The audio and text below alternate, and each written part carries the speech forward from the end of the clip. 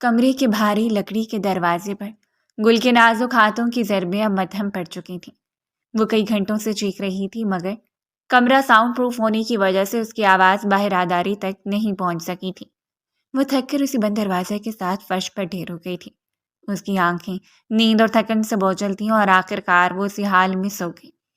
اچانک دروازے کے لاک میں کاٹ گھومنے کی آواز آئی اور دروازہ ایک جھٹکے سے اندر کی طرف کھلا۔ گل جو دروازے کے ساتھ ٹیک لگائے بیٹھی تھی، توازن نہ برقرار رکھ سکی اور فرش پر اوندے منہ گر گئی۔ او مائی گاڈ! سعد، یہ کیا ہے؟ یہ لڑکی یہاں کیا کر رہی ہے؟ ایک تیکھی زنانہ آواز کمرے میں گونجی۔ سعد، جو نشے کی زیادتی کی وجہ سے لڑکھڑا رہا تھا، اپنی دوست سونیا کا سہارا لیے کھڑا تھا۔ اس سے اپنی دھندلی نظروں سے سامنے فرش پر پڑی لڑکی کو دیکھا۔ گل ہڑبڑا کر اٹھی۔ اس کا دوپٹہ اس کے شانوں سے ڈھلک گیا تھا اور بال بکھرے ہوئے تھے۔ تم کون ہو؟ سعد نے لڑکھڑاتی زبان میں پوچھا۔ گل کی گھبراہٹ کی انتہا نہ تھی۔ میں یہاں صفائی اور چیکنگ کے لیے آئی تھی۔ دروازہ باہر سے لاک ہو گیا تھا۔ پلیز مجھے جانے دیں، سونیا نے طنزیہ کہہ کر لگایا۔ سعد، تم نے تو کہا تھا کہ تمہارا پرائیویٹ سوئٹ ہے اور یہاں کوئی نہیں آئے گا۔ تم نے مجھے یہاں بلایا اور پہلے سے یہاں ایک لڑکی موجود ہے۔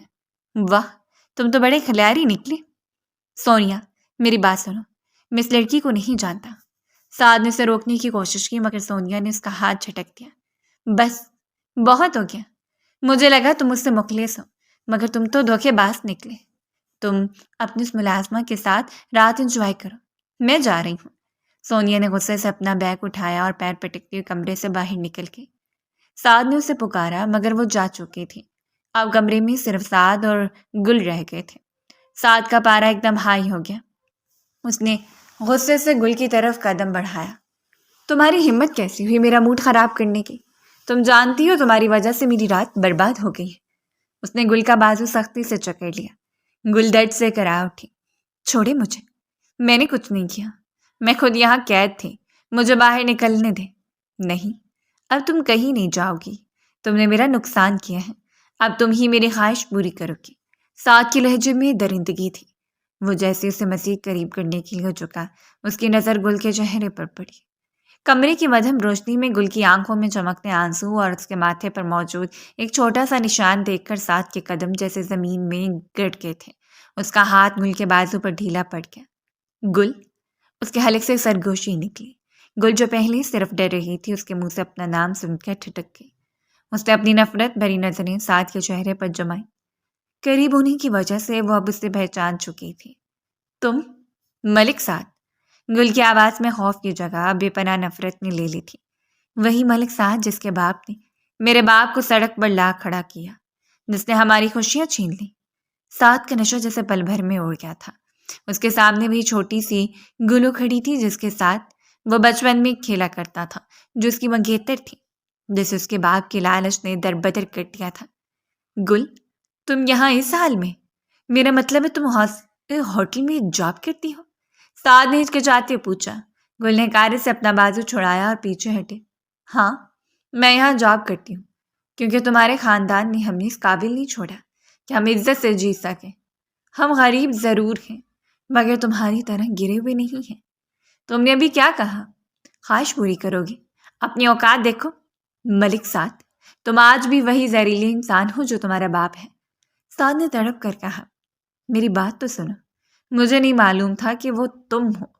اگر میں نہ ہوتی، کوئی اور لڑکی ہوتی، تو کیا تم اس کے ساتھ یہی کرتے؟ گل نے اسے بیچ میں ہی ٹوک دیا۔ تمہاری غیرت تو سدھر مر گئی تھی جب تم نے اپنے چچا کے گھر کو آگ لگتے دیکھا تھا اور خاموش رہے تھے۔ مجھے تم سے گھن آتی ہے۔ سعد شرمندگی سے زمین میں گڑنے لگا۔ گل، میں اب وہ نہیں رہا۔ میں نے تمہیں بہت ڈھونڈا، یقین کرو۔ کیوں ڈھونڈا؟ یہ دیکھنے کے لیے کہ ہم ابھی زندہ ہیں یا مر گئے۔ گل نے دروازے کی طرف قدم بڑھایا۔ راستہ چھوڑو میرا، مجھے تمہاری شکل بھی نہیں دیکھنی۔ سعد نے آگے بڑھ کر دروازے پر ہاتھ رکھ دیا تاکہ وہ جا نہ سکے۔ نہیں، تم اس وقت اس حال میں باہر نہیں جا سکتے۔ رات کے 3 بج رہے ہیں۔ تمہارے ساتھ اس کمرے میں رہنے سے بہتر ہے کہ میں سڑک پر مر جاؤں۔ گل نے سختی سے کہا۔ ملک سعد، آج تمہارا غرور اس ہوٹل کی دیواروں میں بند ہے، لیکن یاد رکھنا، میرا خدا دیکھ رہا ہے۔ تم اور تمہارا باپ کبھی سکون نہیں پاؤ گے۔ سعد کی آنکھوں میں نمی آ گئی۔ وہ وہی لڑکی تھی جس سے اس نے بچپن میں محبت کا وعدہ کیا تھا، اور وہ اسے گنہگار کی نظر سے دیکھ رہی تھی۔ میں تمہیں تمہارے گھر پہنچا دیتا ہوں، پلیز میری بات مان لو، سعد نے التجائیہ لہجے میں کہا۔ میرے گھر کا راستہ تمہیں بھول جانا چاہیے تھا۔ میرا اب کوئی نہیں ہے سوائے اس خدا کی جس نے مجھے تمہارے شر سے بچایا۔ گل نے اسے دھکا دیا اور کمرے سے باہر نکل گئی۔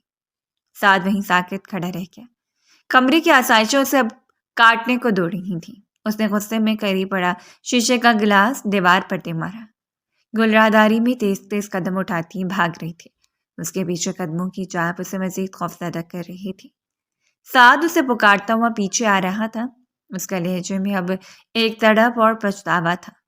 گل رکو، میری بات سنو، تم اس طرح اکیلی نہیں جا سکتی۔ سعد کی آواز خالی راہداری میں گونجی۔ گل ایک دم اڑی، اس کی آنکھوں میں صرف ڈورے اتر آئے تھے۔ پیچھا کرنا چھوڑ دو میرا، کیا اب بھی تمہاری تسلی نہیں؟ اسی وقت لفٹ کا دروازہ کھلا اور ہوٹل کا مینیجر مسٹر فاروق دو سیکورٹی گارڈ کے ساتھ برآمد ہوا۔ راہداری میں شور سن کر وہ فوراً وہاں پہنچا تھا۔ گل کو بکھرے بالوں اور روتی ہوئی حالت میں دیکھ کر اس کے ماتھے پر تیوریاں چڑھ گئیں۔ یہ کیا بدتمیزی ہے گل، تم یہاں اس وقت کیا کر رہی ہو؟ اور ملک سعد صاحب کے ساتھ تمہارا کیا جھگڑا ہے؟ فاروق نے سخت لہجے میں پوچھا۔ گل کچھ کہنے ہی والی تھی کہ فاروق نے اسے بولنے کا موقع نہ دیا۔ تم جیسی لڑکیاں ہوٹل کے نام بدنام کر دیتی ہیں۔ جاب چیکنگ کی تھی اور تم یہاں پرائیویٹ سوٹس میں گھوم رہی ہو۔ کل صبح اپنی تنخواہ لینا اور یہاں سے دفع ہو جانا، ہمیں تمہاری ضرورت نہیں۔ گل کا چہرہ سفید پڑ گیا۔ سر میری بات تو سنیں، میں قید ہو گئی تھی۔ خاموش، فاروق چلایا۔ ملک سعد ہمارے وی آئی پی گیسٹ ہیں، ان کے سامنے زبان درازی مت کرو۔ زبان سنبھال کر بات کریں مسٹر فاروق۔ سعد کی گرجدار آواز نے فاروق کو ساکت کر دیا۔ سعد آگے بڑھا اور فاروق کے بالکل سامنے آ کر کھڑا ہو گیا۔ اس کی آنکھوں کا نشہ اب غصے کی تپش میں بدل چکا تھا۔ تمہاری ہمت کیسی ہوئی اسے اس لہجے میں بات کرنے کی؟ فاروق اکا بکا رہ گیا۔ سر، وہ میں تو آپ کی خاطر، میری خاطر اسے ذلیل کرنے کی ضرورت نہیں ہے۔ یہ لڑکی یہاں کسی غلط ارادے سے نہیں تھی۔ دروازہ لاک ہونا ہوٹل کی غلطی ہے، اس کی نہیں۔ اگر اسے خراش بھی آئی یا تم نے اسے نوکری سے نکالنے کی بات دوبارہ کی تو میں تمہارا یہ ہوٹل بکوا دوں گا، سمجھ آئی؟ سعد کا لہجہ اتنا سرد تھا کہ فاروق کی ریڑھ کی ہڈی میں سنسنی دوڑ گئی۔ جی سر، معذرت چاہتا ہوں۔ فاروق نے سر جھکا لیا۔ سعد نے مڑ کر گل کی طرف دیکھا جو حیرت اور حقارت کے ملے جلے جذبات سے اسے دیکھ رہی تھی۔ سعد نے اپنے ایک گارڈ جلال کو اشارہ کیا جو تھوڑی دور پر کھڑا تھا۔ جلال، گاڑی نکالو، ہمیں انہیں گھر چھوڑ کر آنا ہے۔ میں تمہارے ساتھ کہیں نہیں جاؤں گی۔ گل نے دو ٹوک جواب دیا۔ گل، ضد مت کرو، رات کے 3 بج رہے ہیں، باہر کوئی رکشہ یا ٹیکسی نہیں ملے گی۔ میں تمہیں تمہاری گلی کے باہر چھوڑ دوں گا، اندر نہیں جاؤں گا پلیز۔ سعد نے تقریباً التجا کی۔ گل نے ایک نظر فاروق پر ڈالی جو ابھی وہاں کھڑا تھا، اور پھر سعد پر۔ اسے معلوم تھا کہ اس وقت اکیلے نکلنا خطرناک ہو سکتا ہے۔ وہ خاموشی سے لفٹ کی طرف بڑھ گئی۔ گاڑی میں خاموشی کا راج تھا۔ جلال ڈرائیونگ سیٹ پر تھا جبکہ سعد اور گل پیچھے بیٹھے تھے، مگر ان کے درمیان ایک وسیع خلیج تھی۔ گل کھڑکی سے باہر دیکھ رہی تھی جبکہ سعد بار بار اسے دیکھنے کی کوشش کرتا اور پھر نظریں چرا لیتا۔ تم کہاں رہتی ہو؟ سعد نے دبی آواز میں پوچھا۔ وہاں جہاں تمہارے باغ کے کارندے ہمیں چھوڑ کر آئے تھے، کچی بستی کے اس پرانے مکان میں جس کی چھت پہ بارش میں ٹپکتی تھی۔ گل نے بغیر مڑے جواب دیا۔ سعد کو لگا کسی نے اس کے دل پر نشتر چلا دیا ہو۔ گل، مجھے نہیں معلوم تھا کہ حالات اتنے خراب ہو جائیں گے۔ ابو نے کہا تھا کہ چچا ابا شہر چھوڑ کر کسی اچھے علاقے میں منتقل ہو گئے ہیں۔ گل نے ایک سد کہہ کر لگایا۔ اچھا علاقہ؟ ملک صاحب، تمہارے باپ نے میرے باپ کے دستخط دھوکے سے لیے، ہمارا کاروبار ہڑپ لیا اور ہمیں سڑک پر پھینک دیا۔ میرے باپ صدمے سے پاگل ہو گئے اور پھر ہمیں چھوڑ کر چلے گئے۔ تمہیں لگتا ہے وہ ہمیں کسی اچھے علاقے میں بھیج دے؟ سعد کے ہاتھ مٹھیوں میں بھیج گئے۔ ابو نے ایسا کیوں کیا؟ وہ تم بھائی تھے؟ بھائی؟ گل مڑی اور براہ راست اس کی آنکھوں میں دیکھا۔ لالچ کا کوئی رشتہ نہیں ہوتا، تم بھی تو اسی خون کا حصہ ہو۔ آج تم جس گاڑی میں بیٹھے ہو یہ میرے باپ کے خون پسینے کی کمائی سے خریدی گئی ہے۔ تمہیں شرم نہیں آتی؟ سعد خاموش رہا، اس کے پاس کوئی جواب نہیں تھا۔ جلال نے کچی بستی کے ایک تنگ گلی کے موڑ پر گاڑی روک دی۔ आ गया मेरा ठिकाना? गुल ने दरवाज़ा खोलते हुए कहा। गुल रुको। साद ने उसे रोकने की कोशिश की और जेब से अपना वॉलेट निकाला। ये रख लो, घर के खर्चे के लिए। गुल ने उसके हाथ में मौजूद नोटों की गड्डी देखी और फिर हकारत से साद के चेहरे पर थूक दिया। ये पैसे? ये वही पैसे हैं ना जो तुमने सोनिया जैसी लड़कियों पर और आने के लिए रखे थे। अपनी खैरात अपने पास रखो। हमें भूख मंजूर है मगर तुम्हारे बाप का सदका नहीं। वो गाड़ी से उतरी और तेजी से अंधेरी गली में गायब हो गई। साद वहीं बैठा रहा, उसका हाथ लड़स रहे थे। साहब, जलाल ने धीरे से पुकारा। साद ने अपने चेहरे से पसीना पोंछा। जलाल, इस गली पर नजर रखो। मुझे पता करना है कि ये लोग यहाँ कैसे गुजर बसर कर रहे हैं। और सुनो, कल सुबह होटल जाकर पता करो कि गुल की ड्यूटी टाइमिंग क्या है। जी साहब। मगर मलिक हैदर साहब को पता चला तो? जलाल ने फिक्रमंदी से पूछा। अबू को पता चलने दो। अब मैं वो मलिक साथ नहीं रहा जो उनकी हर बात पर आंखें बंद करके जी कहता था।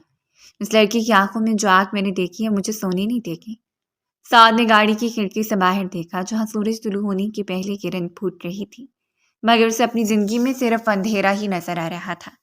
वो जान गया था कि गुल को दोबारा पाना नामुमकिन नहीं तो मुश्किल तरीन जरूर होगा। अगले सुबह सूरज की रोशनी अभी पूरी तरह से जमीन पर फैली भी ना थी कि मलिक साद होटल के मैनेजर मिस्टर फारूक के ऑफिस में दाखिल हुआ। उसकी आंखों की सुर्खी बताती कि वो पूरी रात सोया नहीं था। फारूक जो अभी अपनी कुर्सी संभाल ही रहा था, साद को उस पर सामने देखकर हड़बड़ा कर खड़ा हो गया। सर, आप इतनी सुबह? खैरियत तो है? फारूक ने घबराते हुए पूछा। साद ने बगैर कोई तमहीद बांधे उसकी मेज पर हाथ मारा। गुल की फाइल लाओ। मुझे उसके बारे में एक एक तफसील चाहिए। उसका एड्रेस, उसकी सैलरी, उसका ज्वाइनिंग लेटर, सब कुछ। फारूक ने जल्दी से कंप्यूटर पर टाइप करना शुरू किया। सर, वो असल में थर्ड पार्टी कॉन्ट्रैक्ट पर है, यानी एक एजेंसी के जरिए आई है, इसीलिए उसकी फाइल ज़्यादा तफसीली नहीं होगी। लेकिन मैं अभी मंगवाता हूँ। मुझे इसकी परवाह नहीं कि वो किसके जरिए आई है। मुझे जानना है कि उसे कितनी तनख्वाह मिलती है और उसकी शिफ्ट क्या है। साद का लहजा फैसला कुन था। सर, वो रोज़ाना 4 घंटे पार्ट टाइम काम करती है। उसे माहाना 20,000 रुपये मिलते हैं। कॉलेज के बाद आती है। फारूक ने डरते डरते बताया। 20,000? साद के जहन में एक धमाका हुआ। वो कल रात जिस नशे की बोतल को चढ़ा कर आया था उसकी कीमत 20 से ज़्यादा थी। 20,000 में आज के दौर में कौन जीता है? उसने बढ़ाते हुए फारूक की तरफ देखा। आज से गुल की तनख्वाह 1 लाख रुपए होगी। फारूक की आंखें हैरत से फैल गई। सर, 1 लाख? ये तो मैनेजर लेवल की सैलरी है। वो तो एक आम हेल्पर है। साद ने उसे गुस्से से घूरा। मैंने पूछा तुमसे कि ये किस लेवल की सैलरी है? ये पैसे होटल के अकाउंट से नहीं, मेरे पर्सनल फंड से जाएंगे। और सुनो, उसे मालूम नहीं होना चाहिए कि ये मैं कर रहा हूँ। उसे कहना कि होटल की नई पॉलिसी है या उसे प्रमोट कर दिया गया है। अगर उसे शक भी हुआ तो तुम्हारी खैर नहीं। फारूक ने तेजी से सर हिलाया। जी सर, बिल्कुल ऐसा ही होगा। साद ऑफिस से बाहर निकला तो राहदारी में जलाल उसका मुंतजर था। साहब, मैंने मालूम कर लिया है। गुल बीबी अपनी वालदा के साथ रहती हैं। उनके वालिद का इंतकाल 2 साल पहले हुआ था। वो उस वक्त कॉलेज में पढ़ती हैं और साथ में जॉब भी करती हैं। उनके कज़न फाहद का भी वहाँ आना जाना रहता था। फाहद? ये कौन है? साद के माथे पर बल पड़ गए। वो उनके मामूजाद भाई हैं, शायद उनकी मदद करते हैं। जलाल ने जवाब दिया। साद के दिल में हंसक की एक लहर तोड़ी। मदद? वहाँ बिड़ाते हुए गाड़ी की तरफ बढ़ा कि उसी वक्त उसका फ़ोन बजने लगा। स्क्रीन पर नताशा का नाम चमक रहा था। साद ने बेजारी से कॉल रिसीव की। हाँ नताशा। साद, तुम कहाँ हो? कल रात तुम सोनिया के साथ थे और सुना है वहाँ कोई बड़ा हंगामा हुआ है। वो लड़की मुझे फ़ोन करके कह रही थी कि तुमने किसी वेट्रेस की खातिर उसे जलील किया। नताशा की आवाज़ में गुस्सा और तजस्सुस था। वो सोनिया पागल है, उसे इग्नोर करो। और मैं इस वक्त काम में मसरूफ़ हूँ, बाद में बात करेंगे। साद ने सद महरी से कहा। साद, तुम्हारे पापा ने आज शाम हमें डिनर पर बुलाया है। वो हमारी मंगनी की तारीख तय करना चाहते हैं। वक्त पर पहुंच जाना। नताशा ने हुक्म सादर किया और फ़ोन काट दिया। साद ने फ़ोन सीट पर दे मारा जैसे उसकी स्क्रीन चटक गई। मंगनी? किससे? उस लड़की से जिसका बाप मेरे बाप के साथ मिलकर लोगों की जिंदगियों से खेलता है। वो गाड़ी चलाकर अपने अपार्टमेंट पहुंचा मगर वहां का सुकून उसे काटने को दो रहा था। उसे बार बार गुल के अल्फाज याद आ रहे थे। अपनी औकात देखो मलिक साहब, तुम आज भी वही जहरीले इंसान हो जो तुम्हारा बाप है। उसने जलाल को दोबारा कॉल की। जलाल, एक काम करो, ہوٹل کے قریب جو اچھا سا ریسٹورنٹ ہے وہاں سے بہترین لنچ پیک کرواؤ اور ہوٹل کے مینیجر کے ذریعے گل کو بھجواؤ. کہنا کہ اسٹاف کے لیے اسپیشل ڈے ہے. مگر صاحب وہ بہت خوددار لڑکی ہے. جلال نے یاد دلایا. مجھے معلوم ہے، اسی لیے تو کہہ رہا ہوں کہ میرا نام نہیں آنا چاہیے. اسے لگنا چاہیے کہ یہ سب ہوٹل کی طرف سے ہے. اسے بھوکا نہیں رہنا چاہیے. جلال. اس کی آنکھیں بتاتی تھی کہ وہ تھک چکی ہے. ساتھ صوفے پر ڈھہ گیا اور چھت کو گھورنے لگا. اسے یاد آیا جب وہ 10 سال کا تھا اور گل 6 سال کی تھی. وہ اسے اپنی گڑیا کہتا تھا. اس کے باپ نے وہ گڑیا چھین کر اسے کچی بستی کے اندھیروں میں دھکیل دیا تھا. گلو، میں کیسے تمہیں یقین دلاؤں کہ میں وہ نہیں ہوں جو تم سوچ رہی ہو؟ اس نے آنکھیں مون لی مگر اندھیرے میں بھی اسے گل کا نفرت بھرا چہرہ ہی نظر آیا. اسی وقت اس کے کمرے کا دروازہ زور سے کھلا اور ملک حیدر اس کے والد اندر داخل ہوئے. ان کے چہرے پر ایک فاتحانہ مسکراہٹ تھی لیکن آنکھوں میں وہی پرانی چالاکی تھی. سعد، سنا ہے آج کل ہوٹل کی ایک معمولی ملازمہ پر بہت مہربان ہو رہے ہو؟ حیدر کی آواز نے سعد کے جسم میں چرچری پیدا کر دی. سعد اٹھ کر کھڑا ہو گیا. آپ کو کیسے پتہ چلا؟ بیٹے، اس شہر میں ایسی کوئی چیز نہیں جو ملک حیدر کی نظر سے اوجھل رہے. یاد رکھنا وہ سانپ کی بیٹی ہے. جتنا بھی دودھ پلا لو ڈسے گی ضرور. اسے نوکری سے نکالو اور اپنی زندگی پر توجہ دو ورنہ مجھے اپنا طریقہ استعمال کرنا پڑے گا. سعد نے اپنے باپ کی آنکھوں میں آنکھیں ڈال کر دیکھا. وہ سانپ کی بیٹی نہیں، آپ کے بھائی کی بیٹی ہے. اور اگر آپ نے اسے نقصان پہنچانے کی کوشش کی تو یاد رکھیے گا کہ میں آپ کا بیٹا ہوں. دشمن بنتے دیر نہیں لگے گی. ملک حیدر کا کہکا پورے کمرے میں گونجا مگر سعد جانتا تھا کہ یہ جنگ اب اس کے گھر کے اندر تک پہنچ چکی ہے. گل جب اپنے گھر کی بوسیدہ لکڑی کے دروازے پر پہنچی تو اس کے ہاتھ اب بھی لرز رہے تھے. اس نے گہرا سانس لیا، اپنے چہرے سے آنسوؤں کے نشان پونچھے اور دروازہ دھکیلا. اندر صحن میں ایک پرانی چارپائی پر اس کی ماں زینب بیگم جائے نماز بچھائے بیٹھی تسبیح پڑھ رہی تھی. گل کو دیکھتے ان کے چہرے پر اطمینان کی لہر دوڑی مگر گل کی حالت دیکھ کر وہ فوراً فکر مند ہو گئی. اتنی دیر کیوں کر دی بیٹی؟ اور تمہارا حلیہ ایسا کیوں ہو رہا ہے؟ کیا ہوگا ہوٹل میں؟ زینب بیگم نے سہارا لے کر اٹھتے ہوئے پوچھا. گل نے نظریں جھکا لی. وہ اپنی ماں کو یہ نہیں بتا سکتی تھی کہ جس شخص نے ان کی زندگی برباد کی اس کا بیٹا اسے ہوٹل کے کمرے میں ملا تھا. کچھ نہیں امی، بس وہ کام زیادہ تھا اور واپسی پر رکشا نہیں مل رہا تھا اس لیے پیدل آنا پڑا. پیدل؟ اتنی دور سے؟ زینب بیگم نے اس کے ماتھے پر ہاتھ رکھا. تیز بخار سے برا حال ہو رہا ہے. میں نے کہا تھا یہ نوکری چھوڑ دے، ہم فاقہ کر لیں گے، پر تجھے اس طرح گلتے نہیں دیکھ سکتی. امی، فاقوں سے عزت نہیں بچتی. گل نے کرواہٹ سے کہا اور کچن کی طرف بڑھ گئی جہاں مٹی کے گھڑے میں تھوڑا سا پانی بچا تھا. ابھی وہ پانی پی ہی رہی تھی کہ باہر کسی نے دروازہ کھٹکھٹایا. زینب بیگم نے پوچھا، کون ہے اس وقت؟ خالہ، میں ہوں، فہد. باہر سے مانوس آواز آئی. گل نے جلدی سے اپنا دوپٹہ درست کیا اور دروازہ کھولا تو سامنے فہد کھڑا تھا. اس کے ہاتھ میں ایک چھوٹا سا لفافہ تھا. فہد گل کے دور کے ماموں کا بیٹا تھا جو ایک پرنٹنگ پریس میں کام کرتا تھا اور اکثر بیشتر ان کی خبر گیری کے لیے آ جاتا تھا. فہد بھائی، آپ اس وقت؟ گل نے حیرت سے پوچھا. فہد اندر داخل ہوا اور زینب بیگم کے قریب ہی بیٹھ گیا. خالہ، وہ پریس سے کچھ اوور ٹائم کے پیسے ملے تھے، سوچا آپ کو دے دوں. آپ کی دوائیاں ختم ہونے والی تھی نا. بیٹے، تم نے خود اتنی مشکل سے گزارا کرتے ہو، ہمیں کیوں شرمندہ کرتے ہو؟ زینب بیگم نے معذرت خواہ انداز میں کہا. فہد نے مسکرا کر گل کی طرف دیکھا. شرمندگی؟ کیسی خالہ؟ گل میری چھوٹی بہن جیسی ہے. ویسے گل، میں نے سنا ہے تمہارے ہوٹل میں کچھ نئے مینیجرز آئے ہیں. سنا ہے وہ لوگ بہت سخت ہیں. گل کے ہاتھ میں موجود گلاس لرزنے لگا. تمہیں کس نے بتایا؟ بس مارکیٹ میں خبریں تو پھیلتی رہتی ہیں. ویسے تم وہ نوکری چھوڑ کیوں نہیں دیتی؟ میری کمپنی میں ایک ڈیٹا انٹری آپریٹر کی جگہ خالی ہوئی ہے، میں بات کروں؟ فہد نے سنجیدگی سے پوچھا. گل نے ایک لمبی آہ بھری. فہد بھائی، وہاں 20,000 ملتے ہیں، آپ کی کمپنی کتنا دے گی؟ 8 یا 10,000. میرا کالج، امی کی دوائی اور گھر کا کرایہ، یہ سب کیسے پورا ہوگا؟ لیکن وہاں کا ماحول ٹھیک نہیں ہے گل. تم ایک پڑھی لکھی لڑکی ہو. ان 5 اسٹار ہوٹلوں میں امیر زادے اپنی عیاشی کے لیے آتے ہیں. مجھے ڈر لگتا ہے. فہد کے لہجے میں فکر تھی. گل کی آنکھوں میں ملک سعد کا چہرہ گھوم گیا. ڈر تو مجھے بھی لگتا ہے فہد بھائی، مگر بھوک کا ڈر سب سے بڑا ہوتا ہے. آپ فکر نہ کریں، میں اپنا خیال رکھ سکتی ہوں. زینب بیگم نے بیچ میں مداخلت کی. بیٹا فہد، اسے سمجھاتا کیوں نہیں؟ اس کی ضد ہمیں کسی دن لے ڈوبے گی. ویسے فہد، وہ جو ملک حیدر کا بیٹا ہے سعد، سنا ہے وہ شہر واپس آ گیا۔ اس نام کا تذکرہ ہوتے ہی صحن میں خاموشی چھا گئی۔ گل کا دل تیزی سے دھڑکنے لگا۔ فہد نفرت سے تھوکا، جی خالہ آ گیا ہے، باپ کی طرح وہ بھی عیاش اور مغرور ہے۔ سنا ہے نتاشا سے اس کی منگنی ہونے والی ہے۔ اللہ غارت کرے ان لوگوں کو جن کی وجہ سے چچا جان سڑک پر آئے۔ گل نے اپنے ہاتھ کی مٹھیاں بھینچ لی۔ وہ کبھی خوش نہیں رہیں گے۔ فہد بھائی، جس نے کسی کا حق مارا ہو اسے کبھی سکون نہیں ملتا۔ فہد اٹھ کھڑا ہوا۔ خیر میں چلتا ہوں۔ گل، تم سوچ لینا، اگر وہ نوکری چھوڑنی ہو تو مجھے بتانا، اور ہاں اپنا فون آن رکھا کرو، میں نے کئی بار کال کی تھی۔ فہد کے جانے کے بعد گل وہیں صحن میں بیٹھ گئی۔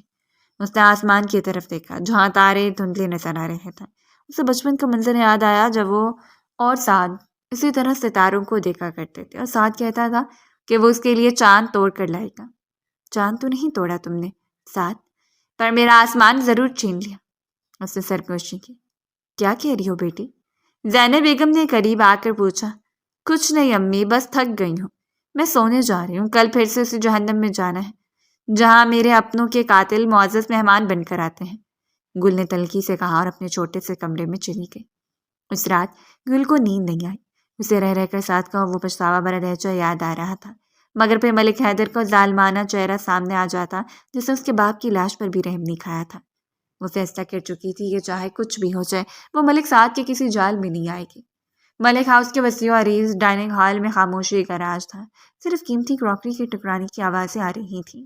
میز کی ایک طرف ملک حیدر نہایت اطمینان سے ناشتہ کر رہے تھے، جبکہ ان کے سامنے سعد بیٹھا بے دلی سے کافی کے مگ کے ساتھ کھیل رہا تھا۔ دیوار پر لگی قداور پینٹنگز اور فانوس اس گھر کی دولت کی گواہی دے رہے تھے، مگر سعد کو ایسا لگ رہا تھا جیسے وہ کسی سونے کے پنجرے میں قید ہے۔ سعد، تم نے کل رات والی بات پر کوئی جواب نہیں دیا۔ ملک حیدر نے ٹیشو پیپر سے ہاتھ صاف کرتے ہوئے سر لہجے میں گفتگو کا آغاز کیا۔ سعد نے سر اٹھایا، اس کی آنکھوں کے نیچے ہلکے بتاتے تھے کہ وہ سویا نہیں ہے۔ کون سی بات ڈیڈ؟ نتاشا سے تمہاری منگنی کی بات۔ میں نے اس کے والد سے بات کر لی ہے، وہ اگلے ہفتے کی تاریخ پر راضی ہیں۔ یہ بزنس ڈیل ہمارے لیے بہت اہم ہے۔ حیدر نے ایسے کہا جیسے بیٹے کی زندگی کا نہیں بلکہ کسی نئی پراپرٹی کا سودا کر رہی ہوں۔ ڈیڈ، نتاشا اور میرا کوئی جوڑ نہیں، وہ ایک مغرور اور ضدی لڑکی ہے، میں اس کے ساتھ زندگی نہیں گزار سکتا، سعد نے صاف گوئی سے کہا۔ حیدر کے ماتھے پر بل پڑ گئے۔ شادی محبت کا نام نہیں، طاقت کا نام ہوتی ہے سعد۔ نتاشا کا باپ اس شہر کا سب سے بڑا بیوروکریٹ ہے، اس سے رشتہ جوڑنے کا مطلب ہے کہ ہماری سلطنت ناقابل تسخیر ہو جائے گی۔ سلطنت؟ سعد نے طنزیہ کہہ کر لکھا۔ ڈیڈ، آپ نے جو سلطنت بنائی ہے اس کی بنیادیں دوسروں کے آنسوؤں پر رکھی گئی ہیں، مجھے ایسی طاقت نہیں چاہیے۔ حیدر نے میز پر زور سے ہاتھ مارا۔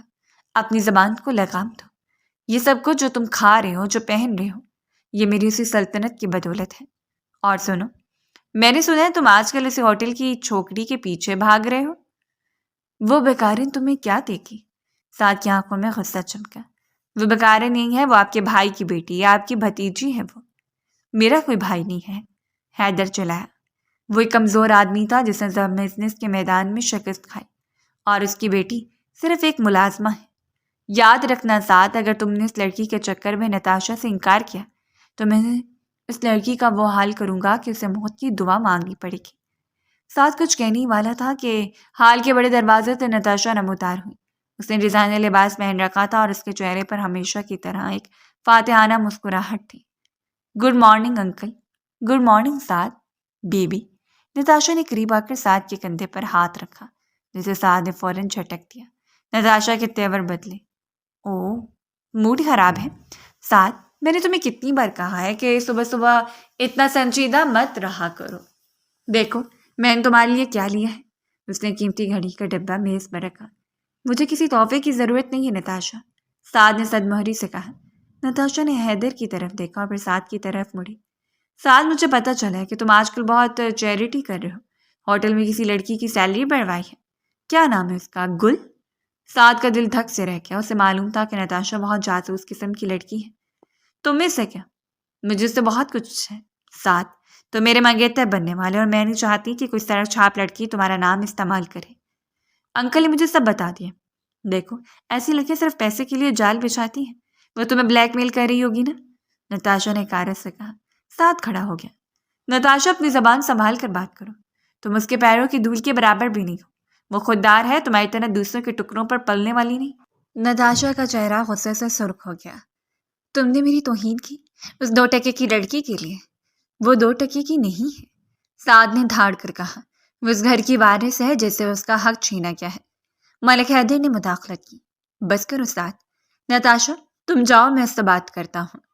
نتاشا نے غصے سے اپنا بیگ اٹھایا۔ انکل، اگر یہ لڑکی اسی طرح درمیان میں رہی تو میں یہ منگنی توڑ دوں گی، اور میرے پاپا آپ کے خلاف جو ایکشن لیں گے وہ آپ جانتے ہیں۔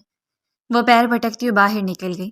حیدر نے سعد کی طرف دیکھا، ان کی آنکھوں میں اب صدمہ بھری تھی۔ سعد، تم نے آگ سے کھیل شروع کیا ہے۔ نتاشا کا باپ اگر بگڑ گیا تو ہم سڑک پر آ جائیں گے۔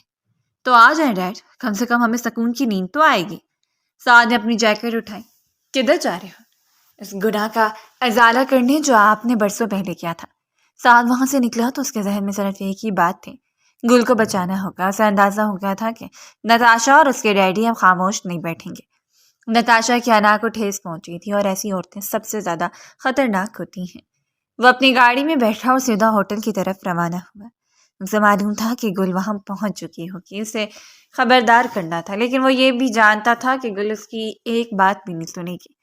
جلال، سعد نے فون کیا جو پہلے ہی ہوٹل پہنچ چکا تھا۔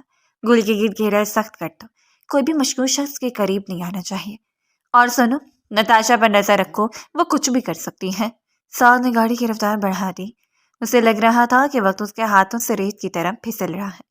ایک طرف اس کا پچھتاوا تھا اور دوسری طرف اس کے باپ کی ہوس۔ ان دونوں کے درمیان ایک معصوم لڑکی کی زندگی داؤ پر لگی تھی۔ گل نے اپنا پرانا مگر صاف ستھرا بیگ کندھے پر سنبھالا اور اس پر ایک بہت عمارت کی طرف دیکھا جس کا شیشہ دھوپ میں چمک رہا تھا۔ ہوٹل کی چار چھوڑے سے 2 دن ہو چکے تھے، کیونکہ مسٹر فاروق کا رویہ اور وہاں کا دم گھٹتا ماحول اب اس کی برداشت سے باہر تھا۔ فہد نے اسے اس نئی کمپنی کے بارے میں بتایا تھا کہ یہاں ڈیٹا انٹری کے لیے ایک جگہ خالی ہے اور تنخواہ بھی معقول ہے۔ گل نے ایک لمبا سانس لیا اور اندر داخل ہوئی۔ اسے معلوم نہیں تھا کہ وہ جس عمارت میں قدم رکھ رہی ہے وہ ملک سعد کے سعد گروپ آف انڈسٹریز کا ہیڈ آفس ہے۔ لفٹ سے 15ویں منزل پر پہنچ کر وہ سیکٹری کے ڈیسک پر رکی۔ سائمہ نامی لڑکی نے اسے اوپر سے نیچے تک دیکھا اور پھر ایک فارم اس کی طرف بڑھایا۔ انٹرویو کے لیے آئی ہیں؟ جی، فہد صاحب نے بھیجا، گل نے دھیمے لہجے میں جواب دیا۔ ٹھیک ہے صاحب، ابھی ایک میٹنگ میں آپ ویٹنگ ایریا میں بیٹھے، جیسے وہ فارغ ہوں گے میں آپ کو بلا لوں گی، سائمہ نے اسمارٹ لہجے میں کہا۔ گل تقریباً 1 گھنٹے تک وہاں بیٹھی رہی۔ اس کا دل کسی انجانے خوف سے دھڑک رہا تھا۔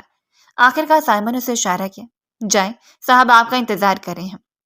گل نے لرزتے ہاتھوں سے بھاری شیشے کا دروازہ دھکیلا اور اندر داخل ہوئی۔ کمرہ بے حد وسیع تھا۔ سامنے دیوار پر شہر کا خوبصورت منظر نظر آ رہا تھا اور ایک بڑی سی میز کے پیچھے ایک شخص کرسی کی پشت پر اپنی طرف کیے بیٹھا تھا۔ السلام علیکم، میں انٹرویو کے لیے آئی ہوں۔ گل نے اپنی آواز کو مستحکم رکھنے کی کوشش کی۔ کرسی آہستہ سے گھومی، گل کے پیروں تلے سے جیسے زمین نکل گئی۔ سامنے ملک سعد بیٹھا تھا جس کے چہرے پر ایک عجیب سی حیرت اور پھر فخر کی لہر دوڑ گئی۔ تم؟ سعد کے منہ سے صرف اتنا ہی نکلا۔ گل کا چہرہ غصے سے تمتما اٹھا۔ وہ فوراً مڑی تاکہ باہر نکل سکے۔ رکو گل، میری بات سنو۔ سعد اپنی کرسی سے اٹھ کر تیزی سے اس کے پیچھے آیا اور دروازے کے پاس اسے روک لیا۔ یہ سب تمہاری چال تھی؟ گل نے نفرت سے اس کی طرف دیکھا۔ فہد بھائی کو تم نے استعمال کیا یہاں بلانے کے لیے، یہ ناٹک رچایا؟ سعد نے نفی میں سر ہلا۔ یقین کرو گل، مجھے نہیں معلوم تھا کہ تم یہاں آؤ گی۔ فہد نے جس کمپنی میں بات کی تھی وہ دراصل میری ایک ذیلی شاخ ہے، مگر میں نے آج ہی اپنا آفس یہاں شفٹ کیا ہے۔ یہ محض ایک اتفاق ہے۔ اتفاق؟ تمہاری زندگی میں تو بڑے اتفاقات ہوتے ہیں ملک سعد، پہلے ہوٹل کا کمرہ اور اب یہ نوکری۔ گل کی آواز میں تلخی تھی۔ سعد نے گہرا سانس لیا۔ ٹھیک ہے، مان لیا کہ تمہیں مجھ پر یقین نہیں ہے، مگر گل تم یہاں جاب کے لیے آئی ہو نا، تمہیں پیسوں کی ضرورت ہے، تمہاری ماں بیمار ہے، کیوں نہ تم یہی کام شروع کر دو؟ تمہارے احسانوں کے دلے دبنے کے لیے؟ کبھی نہیں۔ گل نے دروازے کا ہینڈل گھمانے کی کوشش کی۔ یہ احسان نہیں ہے گل، یہ تمہارا حق ہے، سعد نے سنجیدگی سے کہا۔ میں تمہیں یہاں ڈیٹا انٹری کی نہیں بلکہ ایگزیکٹو اسسٹنٹ کی پوسٹ دے رہا ہوں۔ تنخواہ وہ ہوگی جو تم مانگو گی۔ تمہیں اب اس ہوٹل میں واپس جانے کی ضرورت نہیں جہاں لوگ تمہیں غلط نظر سے دیکھتے ہیں۔ گل نے ایک سائڈ کہہ کر لیا۔ اور یہاں تم مجھے کس نظر سے دیکھو گے؟ ایک مجبور لڑکی کی طرح جس کی غربت کا تم تماشا دیکھ سکو؟ ملک سعد، تمہاری ساری شان دفتر کی دیواروں سے مجھے اپنے باپ کی آہیں سنائی دے رہی ہیں۔ سعد کو لگا جیسے کسی نے اس کے دل پر کوڑے برسائے ہوں۔ گل، میں سب کچھ ٹھیک کرنا چاہتا ہوں۔ میں جانتا ہوں ابو نے جو کیا وہ غلط تھا، مگر اس میں میرا کیا قصور ہے؟ میں تو اس وقت بچہ تھا۔ قصور یہ ہے کہ تم اسی خون سے بنے ہو جس نے مروت کا گلا گھونٹا۔ تم آج اسی کرسی پر بیٹھے ہو جو میرے باپ سے چھینی گئی تھی۔ کیا تمہیں شرم نہیں آتی؟ گل کی آنکھوں میں آنسو آ گئے، لیکن لہجہ اب بھی سخت تھا۔ ساتھ خاموشی سے اسے دیکھتا رہا۔ اگر میں یہ سب کچھ تمہیں واپس کر دوں تو؟ اگر میں یہ اپنی جائیداد تمہارے نام کر دوں، کیا تم مجھے معاف کر دو گی؟ گل نے نفرت سے اپنی آنکھیں صاف کی۔ تمہیں لگتا ہے کہ ہر چیز خریدی جا سکتی ہے؟ معافی وہ مانگتا ہے جسے احساس ہو، تم تو سودا کر رہے ہو۔ تمہارے احسان سے بہتر میری غربت ہے ملک سعد۔ میں بھوکی مر جاؤں گی مگر تمہارے دسترخوان کا لقمہ میرے حلق میں کانٹا بن کر چبھے گا۔ وہ ایک جھٹکے سے دروازہ کھول کر باہر نکل گئے۔ سعد وہیں کھڑا رہ گیا، اس کا ہاتھ اب بھی دروازے کے ہینڈل پر تھا۔ باہر نکلتی سائمہ نے اسے روکا۔ ارے صاحب نے کیا کہا؟ آپ کو جاب مل گئی؟ گل نے اسے جواب نہیں دیا اور تیزی سے لفٹ کی طرف بڑھ گئی۔ اس کا پورا وجود لرز رہا تھا۔ اسے فہد پر غصہ آ رہا تھا کہ اس نے تحقیق کیوں نہیں کی، مگر پھر اسے خیال آیا کہ شاید فہد کو خود بھی معلوم نہ ہو کہ اس کمپنی کے پیچھے کون ہے۔ گل جب عمارت سے باہر نکلی تو اسے محسوس ہوا کہ کوئی اس کا پیچھا کر رہا ہے۔ اس نے پیچھے مڑ کر دیکھا تو ایک سیاہ گاڑی آہستہ آہستہ اس کے پیچھے آ رہی تھی۔ یہ وہی گاڑی تھی جو اس رات اسے گھر چھوڑ کر آئی تھی۔ گاڑی کا شیشہ نیچے ہوا اور جلال کا چہرہ نظر آیا۔ بی بی صاحبہ نے کہا ہے کہ میں آپ کو گھر چھوڑ۔ گل نے غضبناک نظر اس پر ڈالی۔ اپنے صاحب سے کہنا کہ گل مر تو سکتی ہے مگر ملک خاندان کی بیساکھیوں کے سہارے نہیں چل سکتی۔ وہ تیز تیز قدم اٹھاتی سڑک پار کر گئی جہاں سے اس نے ایک رکشہ لیا۔ رکشے میں بیٹھتی اس کا ضبط ٹوٹ گیا اور وہ پھوٹ پھوٹ کر روتی۔ اسے اپنی بے بسی پر رونا آ رہا تھا۔ ایک طرف بیمار ماں اور گھر کے اخراجات تھے اور دوسری طرف اس کی غیرت جو اسے بار بار پیچھے کھینچ رہی تھی۔ دوسری طرف اپنے آفس میں سعد نے غصے میں میز پہ پڑا تمام سامان فرش پر گرا دیا۔ کیوں گل؟ کیوں تم نے مجھے اتنی سزا دے رہی ہو؟ میں تمہاری نفرت کے قابل بھی نہیں ہوں کیا؟ اسی وقت اس کا فون بجا۔ یہ ملک حیدر تھے۔ جی ڈیڈ۔ سعد نے تلخی سے فون اٹھایا۔ سعد مجھے پتہ چلا ہے کہ وہ لڑکی تمہارے آفس آئی تھی۔ کیا معاملہ ہے؟ میں نے تمہیں منع کیا تھا نا؟ حیدر کی آواز میں تنبیہ تھی۔ وہ انٹرویو کے لیے آئی تھی اور اب جا چکی ہے، آپ کو پریشان ہونے کی ضرورت نہیں ہے۔ وہ مجھ سے اتنی نفرت کرتی ہے جتنی آپ کو اس کے خاندان سے ہے۔ سعد نے فون کاٹ دیا اور کرسی پر ٹھہر گیا۔ اسے معلوم تھا کہ گل نے اسے ٹھکرا کر اپنی مشکلات میں اضافہ کر لیا ہے، مگر اسے یہ معلوم نہیں تھا کہ نتاشا نے گل کو برباد کرنے کا ایک نیا منصوبہ تیار کر لیا ہے، اور اس بار حملہ گل کی نوکری پر نہیں بلکہ اس کی عزت پر ہونا تھا۔ کچی بستی کی اس تنگ گلی میں جب نتاشا کی قیمتی چمکتی ہوئی گاڑی رکی تو گرد و غبار میں اٹھی دیواروں اور ننگے پاؤں کھیلتے بچوں کے درمیان وہ کسی دوسری دنیا کی مخلوق لگ رہی تھی۔ نتاشا نے کراہ سے اپنے ناک پر رومال رکھا اور گاڑی سے باہر نکلے۔ اس کے پیچھے 2 گارڈز بھی تھے۔ یہ ہے وہ کھنڈر؟ نتاشا نے کارے سے سامنے والے بوسیدہ مکان کو دیکھا اور بغیر دستک دیے اندر داخل ہو گئی۔ اندر شہر میں زینب بیگم دھوپ میں بیٹھی کپڑے سی رہی تھی جبکہ گل کچن میں چائے بنا رہی تھی۔ اچانک ایک اجنبی عورت کو یوں اندر دیکھ کر زینب بیگم ہڑبڑا کر کھڑی ہو گئی۔ کون ہیں آپ؟ زینب بیگم نے گھبرا کر پوچھا۔ نتاشا نے اپنے مہنگے جوتے کی نوک سے زمین پر پڑی ایک ٹوٹی بالٹی کو ٹھوکر ماری۔ میں وہ ہوں جس کا حق مارنے کی تمہاری بیٹی کوشش کر رہی ہے۔ کہاں ہے وہ؟ ہوٹل کی معمولی ملازمہ؟ گل آواز سن کر فوراً باہر آئی۔ نتاشا کو سامنے دیکھ کر اس کا ماتھا ٹھنکا۔ تم یہاں کیا کر رہی ہو اور میرے گھر میں اس طرح گھسنے کی ہمت کیسے ہو تمہاری؟ نتاشا نے آگے بڑھ کر گل کو غصے سے دیکھا۔ ہمت کی بات تو تم نہ ہی کرو تو بہتر ہے۔ سنا ہے تم آج کل میرے منگیتر ملک سعد کے آفس کے چکر لگا رہی ہو۔ پہلے ہوٹل میں اسے اپنے جال میں پھنسانے کی کوشش کی اور اب وہاں کتنے پیسے چاہیے تمہیں سعد کی زندگی سے نکلنے کے لیے؟ زبان سنبھال کر بات کرو نتاشا، گل کی آواز گونجی۔ نہ مجھے تمہارے ساتھ میں دلچسپی ہے اور نہ ہی تمہارے پیسوں میں۔ وہ خود میرے پیچھے آ رہا ہے، جا کر اپنے منگیتر کو لگام ڈالو۔ نتاشا نے ہاتھ اٹھایا تاکہ گل کو تھپڑ مارے مگر گل نے اس کا ہاتھ ہوا میں ہی جکڑ لیا۔ یہ تمہارے باپ کے گھر نہیں ہے کہ جو چاہو گی کرو گی۔ یہاں سے بھی نکل جاؤ ورنہ میں محلے والوں کو بلا لوں گی۔ تم مجھے دھمکی دے رہی ہو؟ نتاشا نے ہاتھ چھوڑا۔ یاد رکھنا تم جیسے گندگی کے ڈھیر پر رہنے والے لوگ ہماری جوتی کی نوک پر ہوتے ہیں۔ ملک حیدر اور میرے ڈیڈ تمہیں شہر سے مٹا دیں گے۔ زینب بیگم نے روتے ہوئے کہا۔ بیٹی ہمیں کیوں تنگ کر رہی ہو؟ ہم تو پہلے ہی برباد ہو چکے ہیں۔ برباد تو آپ اب ہوں گی خالہ جان جب آپ کی بیٹی کی کرتوتوں کے قصے پوری بستی میں مشہور ہوں گے۔ نتاشا نے ایک زہریلی مسکراہٹ کے ساتھ کہا اور مڑ کر باہر نکل گئی۔ گل وہیں فرش پر بیٹھ کے اس کا پورا وجود غصے اور توہین سے کانپ رہا تھا۔ اسی شام ملک ہاؤس میں سعد اپنے کمرے میں موجود تھا جب جلال ہامتا ہوا اندر داخل ہوا۔ صاحب، نتاشا بی بی آج گل بی بی کے گھر گئی تھی، انہوں نے وہاں بہت ہنگامہ کیا اور ان کی والدہ کو بھی ذلیل کیا۔ جلال نے سر جھکا کر اطلاع دی۔ سعد کے ہاتھ میں موجود فائل زمین پر گر گئی۔ کیا؟ نتاشا کی یہ ہمت؟ وہ غصے میں بپڑا ہوا نیچے ہال کی طرف بھاگا جہاں ملک حیدر اور نتاشا آرام سے کافی پی رہے تھے۔ سعد کو دیکھ کر نتاشا نے فاتحانہ انداز میں ابرو چکائے۔ سعد، تم آ گئے؟ دیکھو، میں نے تمہارا وہ مسئلہ حل کر دیا ہے، نتاشا نے لاپرواہی سے کہا۔ سعد نے نتاشا کی طرف قدم بڑھایا، اس کا چہرہ غصے سے سرخ تھا۔ تمہاری جرت کیسے ہوئی گل کے گھر جانے کی؟ تم نے اسے اور اس کی بیمار ماں کو ذلیل کیا۔ اوہ پلیز سعد، میں نے صرف اسے اس کی اوقات بتائی ہے، نتاشا نے جواب دیا۔ ملک حیدر نے مداخلت کی۔ سعد بیٹھ جاؤ، نتاشا نے جو کیا ٹھیک کیا، اس لڑکی کا باپ اب بند ہونا چاہیے۔ کبھی نہیں، سعد چلا۔ وہ مڑا اور سیدھا اپنے باپ کے اسٹڈی روم کی طرف بھاگا۔ اسے معلوم تھا کہ وہاں ایک پرانی سیف ہے جس کی چابی صرف اس کے باپ کے پاس ہوتی ہے۔ آج اس نے وہ سیف توڑنے کا فیصلہ کر لیا تھا۔ کچھ دیر کی جدوجہد کے بعد جب سعد نے سیف کا لاک توڑا تو اس کے ہاتھ ایک پرانی فائل لگی۔ جیسے جیسے وہ کاغذات پڑھتا گیا اس کے پیروں تلے سے زمین نکلتی گئی۔ وہاں ملک حیدر کے ہاتھ سے لکھے وہ اقرار نامے تھے جن میں واضح لکھا تھا کہ انہوں نے گل کے والد کو کاروبار میں ہیرا پھیری کی اور ان کے جعلی دستخطوں سے جائیداد اپنے نام کروائی۔ سعد وہ کاغذات لے کر حال میں واپس آیا جہاں اس کا باپ اور نتاشا اب بھی بیٹھے تھے۔ اس نے وہ فائل میز پر دے ماری۔ یہ کیا ڈیڈ؟ سعد کی آواز میں دکھ اور نفرت کا امتزاج تھا۔ ملک حیدر نے کاغذات دیکھے تو ان کے چہرے کی رنگت اڑ گئی۔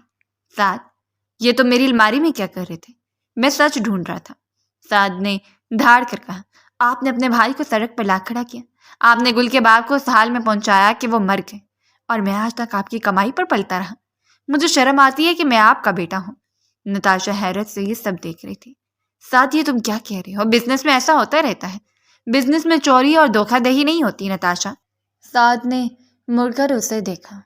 اور تم نے ایک معصوم لڑکی کو ذلیل کیا جس کا سب کچھ میرے باپ نے چھینا تھا۔ آج اس لمحے میں تمہیں سے اپنی منگنی ختم کرتا ہوں۔ مجھے ایسی عورت سے کوئی رشتہ نہیں رکھنا جو انسانیت سے آری ہو۔ سعد، ہوش کرو۔ ملک حیدر نے اسے روکنے کی کوشش کی۔ ہوش تو اب آیا ڈیڈ، اب میں وہ سب کچھ ٹھیک کروں گا جو آپ نے بگاڑا ہے۔ سعد نے وہ فائل اٹھائی اور گھر کے بڑے دروازے کی طرف بڑھ گیا۔ اگر تم اس دروازے سے باہر گئے تو میرا اور تمہارا رشتہ ختم۔ ملک حیدر نے پیچھے سے دھمکی دی۔ سعد رکا، مڑا اور سکون سے کہا، رشتہ تو اسی دن ختم ہو گیا تھا ڈیڈ جب آپ نے اپنے بھائی کی خوشیوں کا سودا کیا تھا، اور میں صرف اس گناہ کے بوجھ سے آزاد ہو رہا ہوں۔ وہ باہر نکلا اور اپنی گاڑی کی طرف بڑھا۔ اس کا رخ اب کچی بستی کی طرف تھا۔ اسے معلوم تھا کہ گل اسے معاف نہیں کرے گی، مگر آج اس کے پاس وہ سچ تھا جسے گل کی نظروں میں دوبارہ ایک انسان بنا سکتا تھا۔ رات کا پچھلا پہر تھا جب کچی بستی کی خاموش گلیوں میں ایک تیز رفتار گاڑی کے ٹائروں کی رگڑنے کی آواز گونجی۔ ملک سعد اپنی گاڑی ٹھیک گل کے گھر کے سامنے رکی اور اس کے ہاتھ اب ان کاغذات پر جکڑے ہوئے تھے جس کے باپ کے جرائم کا پلندہ تھے۔ وہ گاڑی سے اترا، اس کا اولیا بکھرا ہوا تھا اور آنکھوں میں ایک عجیب سی وحشت اور عزم کی جھلک تھی۔ اس نے بے صبری سے دروازہ کھٹکھٹایا۔ اندر سے فہد کی آواز آئی جو شاید نتاشا کے ہنگامے کے بعد سے وہیں موجود تھا۔ کون ہے اس وقت؟ فہد نے درشتی سے پوچھا اور جیسے دروازہ کھولا سامنے سعد کو دیکھ کر اس کا ہاتھ خود بخود مٹھی میں بدل گیا۔ تمہاری ہمت کیسی یہاں دوبارہ آنے کی؟ تمہاری وہ منگیتر کم تھی جب تم خود آ گئے ہو تماشا دیکھنے؟ سعد نے فہد کی تلخی کو نظر انداز کیا اور اندر صحن کی طرف دیکھا جہاں گل اور اس کی ماں سہمی ہوئے کھڑے تھے۔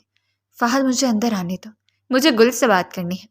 کوئی بات نہیں ہوگی، نکل جاؤ یہاں سے، اس سے پہلے کہ محلے والوں کو اکٹھا کر لوں۔ فہد نے اسے دھکا دینے کی کوشش کی۔ فہد بھائی رکیں۔ گل کی آواز آئی۔ وہ آگے بڑھی، اس کا چہرہ سپاٹ تھا مگر آنکھوں میں ٹھہراؤ تھا۔ دیکھنے دیں سے، شاید کچھ کسر باقی رہ گئی ہے جو اس کے باپ کے منگیتر سے پوری نہیں ہو سکی۔ سعد صحن کے درمیان آ کر کھڑا ہو گیا۔ اس نے زینب بیگم کی طرف دیکھا جو اب بھی لرز رہی تھی۔ چچی جان، میں معافی مانگنے نہیں آیا کیونکہ مجھے معلوم ہے کہ میرے باپ نے جو کیا اس کی کوئی معافی نہیں ہے۔ گل نے کارا سے سر چٹکا۔ تو پھر یہاں کیا لینے آئے ہو؟ اپنی دولت کی نمائش کرنے؟ سعد نے رستے ہاتھوں سے فائل گل کی طرف بڑھائی۔ یہ دیکھو، یہ وہ ثبوت ہے جنہیں میرے باپ برسوں سے چھپائے بیٹھا تھا۔ ان کاغذات میں صاف لکھا ہے کہ میرے ابا نے چچا جان کے جعلی دستخط کیے، ان کے اکاؤنٹ سے رقم نکالی اور اس گھر اور کاروبار کو احتیاطی کے لیے قانون کو خریدا۔ گل نے شک و شبہ کی نظر سے سعد کو دیکھا اور پھر فائل ہاتھ میں لے لی۔ جیسے جیسے کاغذات پلٹتی گئی اس کے چہرے کے تاثرات بدلتے گئے، غصہ، حیرت اور پھر شدید دکھ۔ زینب بیگم بھی قریب آ گئیں اور جب انہوں نے اپنے شوہر کے وہ کاغذات دیکھے جن پر ان کی زندگی کی بربادی لکھی تھی تو ادھاڑے مار کر رونے لگی۔ میرے اللہ، یہ سچ میرے سامنے تھا اور میں بے بس بیٹھی رہی۔ زینب بیگم نے سسکیاں بھرتے ہوئے کہا۔ فہد نے بھی وہ کاغذات دیکھے اور دنگ رہ گیا۔ سعد، تم یہ سب یہاں کیوں لائے ہو؟ تمہیں معلوم ہے کہ اگر یہ کاغذات کورٹ میں چلے گئے تو تمہارا باپ جیل جا سکتا ہے، تمہارا سب کچھ ختم ہو جائے گا۔ سعد نے ایک لمبا سانس لیا۔ میرا وہ سب کچھ پہلے ہی ختم ہو چکا ہے فہد، جس پر مجھے ناز تھا۔ میں نے آج اپنے باپ سے رشتہ توڑ دیا ہے، میں نے نتاشا سے منگنے ختم کر دی۔ میں اب وہ ملک سعد نہیں رہا جو دوسروں کی زندگیوں پر پلتا تھا۔ گل نے فائل بند کی اور سعد کی آنکھوں میں دیکھا۔ تم یہ سب کیوں کر رہے ہو؟ ہمیں ہمدردی نہیں چاہیے سعد، یہ ہمدردی نہیں ہے گل، یہ حق ہے، یہ سب تمہارا ہے۔ سعد نے تڑپ کر کہا۔ میں نے فیصلہ کر لیا ہے، میں کل صبح اپنے وکیل کے ساتھ آؤں گا۔ یہ تمام جائیداد، یہ کمپنی اور وہ گھر جس میں ہم رہ رہے ہیں، وہ سب قانونی طور پر تمہارے اور چچو جان کے نام منتقل ہو جائے گا۔ اور تم کہاں جاؤ گے؟ گل کے لہجے میں پہلی بار تھوڑی سی نرمی ہے۔ سعد نے تلخ مسکراہٹ کے ساتھ باہر کھڑی اپنی گاڑی کی طرف اشارہ کیا۔ میں نے اس گھر کی مٹی میں اپنے جوتوں سے جھاڑ دیا۔ میرے پاس اب صرف میری تعلیم اور میرا ضمیر ہے جو شاید اب مجھے سکون سے سونے دے گا۔ میں کام سی نوکری کروں گا، شاید کسی چھوٹے سے فلیٹ میں رہوں گا، مگر کم سے کم جب میں آئینے میں دیکھوں گا تو مجھے ایک چور کا بیٹا نظر نہیں آئے گا۔ زینب بیگم نے آگے بڑھ کر سعد کے سر پر ہاتھ رکھا۔ بیٹا گناہ باپ نے کیا تھا تو کیوں اپنی زندگی برباد کر رہا ہے؟ سعد کی آنکھوں میں آنسو آ گئے۔ چچی جان، میں نے بھی تو اسی گناہ کے چھاؤں میں زندگی گزاری ہے، اب مجھے دھوپ میں چلنا ہے۔ اس نے گل کی طرف دیکھا۔ گل، میں جانتا ہوں تم مجھ سے نفرت کرتی اور شاید وہ نفرت کبھی ختم نہ ہو، مگر کیا تم مجھے ایک موقع دو گی یہ ثابت کرنے کا کہ میں وہ ملک سعد نہیں ہوں جسے تم نے ہوٹل کے اس کمرے میں دیکھا تھا؟ گل خاموش رہی۔ اس کے پاس کہنے کو بہت کچھ تھا مگر الفاظ حلق میں پھنس گئے تھے۔ اس نے دیکھا کہ سعد کے پاس اب وہ روب و دبدبا نہیں تھا، وہ ایک ہارے ہوئے مگر سچے انسان کی طرح اس کے سامنے کھڑا تھا۔ سعد، حق مل جانے سے زخم نہیں بھرتے، گل نے دھیمے سے کہا، مگر تم نے آج جو کیا ہے اس کے لیے حوصلہ چاہیے ہوتا ہے۔ تم نے اپنے باپ کے خلاف کھڑے ہو کر ثابت کر دیا ہے کہ تم اس خون سے الگ ہو۔ شکریہ گل۔ سعد نے سکون کا سانس لیا۔ فہد، تم کل کورٹ آ جانا، میں سب کچھ فائنل کر دوں گا۔ سعد جیسے مڑا، فہد نے اسے روکا۔